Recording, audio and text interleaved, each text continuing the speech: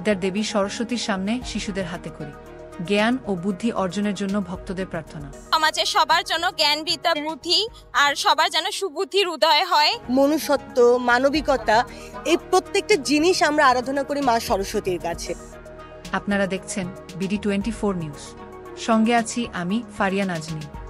ধর্মীয় আচার, পূজা অর্চনা এবং সাংস্কৃতিক আয়োজনের মধ্য দিয়ে সারা দেশে পালিত হচ্ছে সরস্বতী পূজা।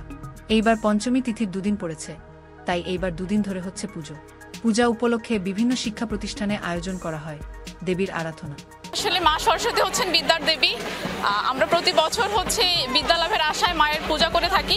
অঞ্জলি দিয়ে নিজের জন্য জ্ঞান, বিদ্যা, বুদ্ধি, সমাজে সবার জন্য জ্ঞান, বিদ্যা, বুদ্ধি আর সবার যেন সুবুদ্ধির উদয় হয়, এটাই কামনা করব। এই পুজো মূলত বই আমরা জমা দিয়ে থাকি সরস্বতী দেবীর কাছে, যাতে আমাদের পড়াশোনার উন্নতি হতে পারে।